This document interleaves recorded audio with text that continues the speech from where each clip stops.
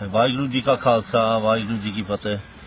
We're speaking to one Benji here who had an incident at Vaisakhi Mela, and the reason we're bringing it to the table is because it's really important that our Punjabi Sikh community realise what dangers are out there, what people come to Vaisakhi Mela for, what our sisters have to go through. And you know, we want to talk not just about the Mela, but about dangers in general in modern society, you know, when they're at university.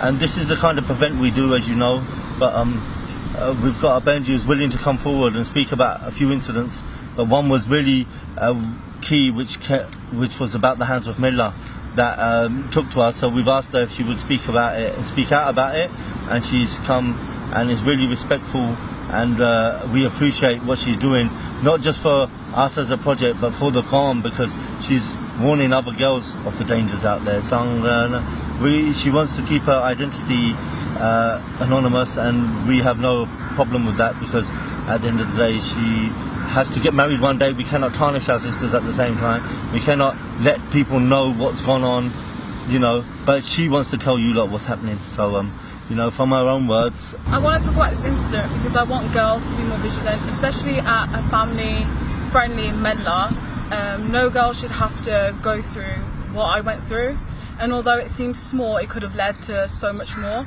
I was innocently with my family and friends at the Mela, and just watching one of the performances going on, and what I thought was one of my friends playing a practical joke turned around to be a guy who was clearly not of Sikh faith, touching me inappropriately.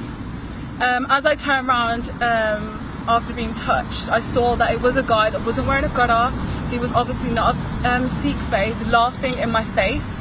And before I could say anything, he ran away. From that moment, I felt so insecure, so paranoid. I turned around hoping, looking for some sort of help, but there was nothing there. But I felt so violated. But this isn't the first incident. At university, this happens time and time again. It's something that girls can't escape from. But at the Mela, obviously, this is not what you expect. Where there's kids, there's families, there's elders, you don't expect someone who's not of the Sikh faith to come in and violate girls like this. So I really think it's worth mentioning.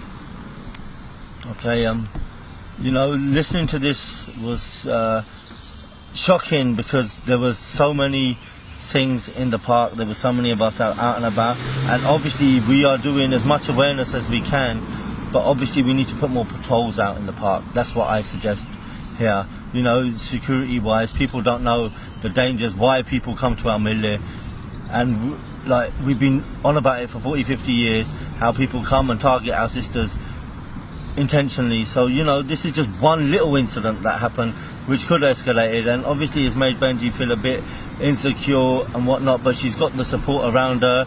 You know, she came forward and spoke to the right people about it, and that's the key thing, talking about it. She's telling you from her experience what happened now, and you know, if there's others out there, come forward, tell us. We can show you. We don't know, we might be able to find who these perpetrators are, who these people are. We could look deeper into it. It's about the support, you know, but we can't tolerate it at the same time as a community, and that's what it's about. But I want to ask a few more questions about, like Benji just touched up on about university and what happens there. So I want to ask her from her experiences if she's seen anything while she's been at university. So as a university student, I did live out, and I did go on nights out, and there was drinking involved, as a normal, well, most normal uni students go through. I noticed a lot of boys of Pakistani culture changing their names, wearing ghare on nights out, approaching Sikh girls and completely lying about their identity. Obviously some girls are quite vigilant and do notice straight away that they're not of the Sikh background, but others don't, and I have friends in my friendship circle that have fallen for this, and it has led to girls going back to hotel rooms and being forced into things that they didn't want to do. But from my own personal experience, from time and time again, I've lost count of how many Muslim boys specifically that I found out after of Pakistani culture have approached me with Sikh names of Walkare. They know a few Punjabi words, so they do really try to sound legitimate, like do really try and be a Sikh, and have tried to fool me, and have tried to start a relationship or something like that. And from personal experiences, my friends have learnt from this, but have fallen for it at the same time. And they have been bought gifts, they have been taken out in these hired high performance cars, and that's what they do. They shower you with gifts, and then they'll turn around and tell you their true faith.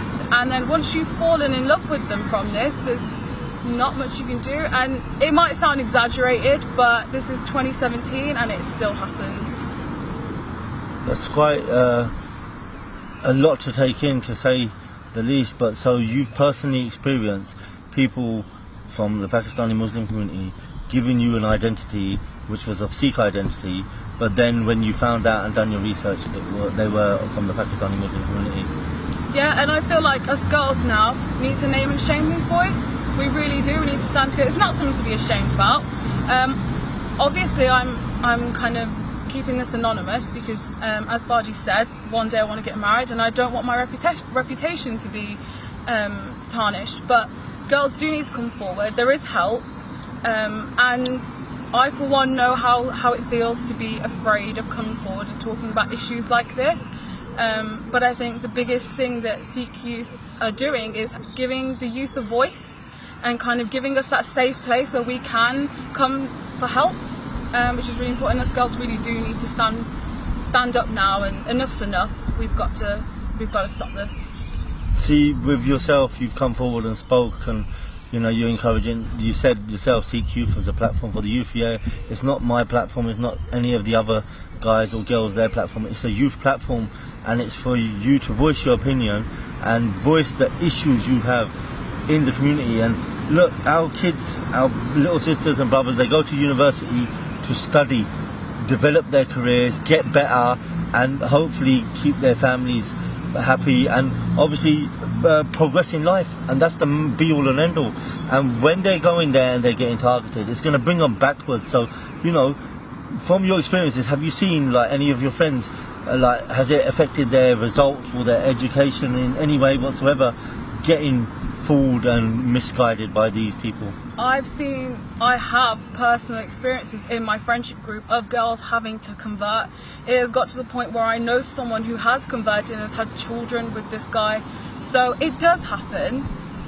So from your experience and you seeing the vulnerability at universities, have you seen any of your friends or peers around you, has it affected their grades and education? Because our sisters and brothers, they go to university to progress in life.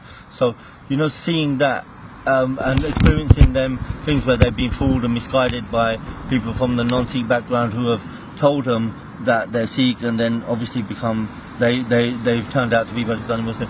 You know, has it affected them or their educational results in any way whatsoever? University life isn't just about education, it's about socialising. We do understand that you do meet people from different backgrounds, but without a doubt I have seen how this affects girls and boys actually, their education. Once you get into a relationship with someone of a different faith, you are more likely to keep it a secret and you make changes for that person. It's a burden on yourself, and then that burden does affect your mental health.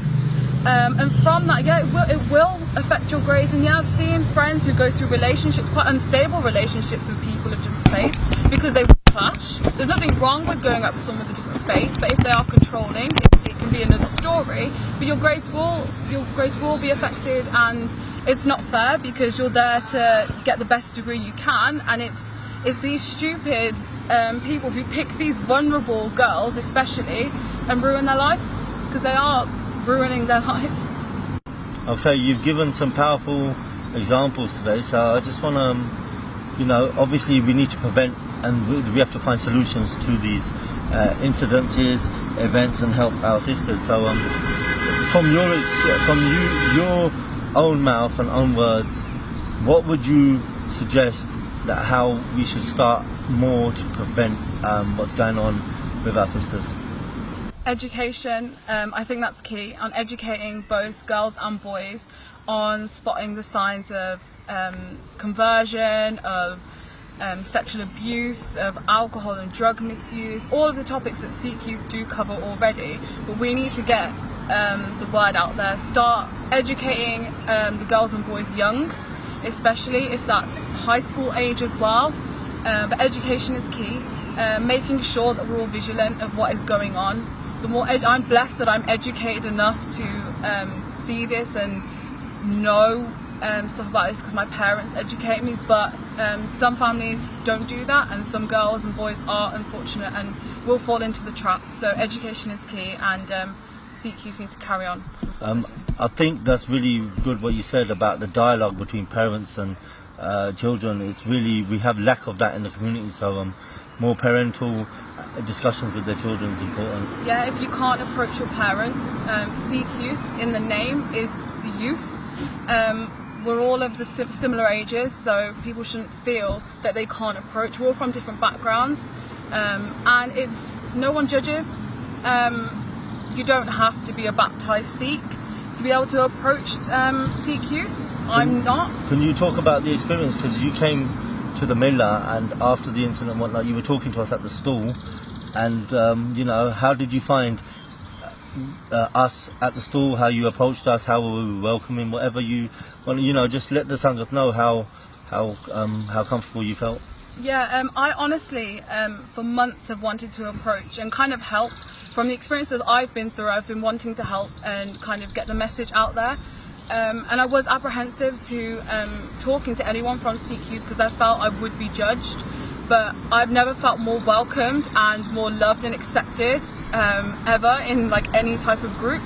It was so easy to talk because we're of similar ages, because the people at Sikh youth were actually listening and offered help.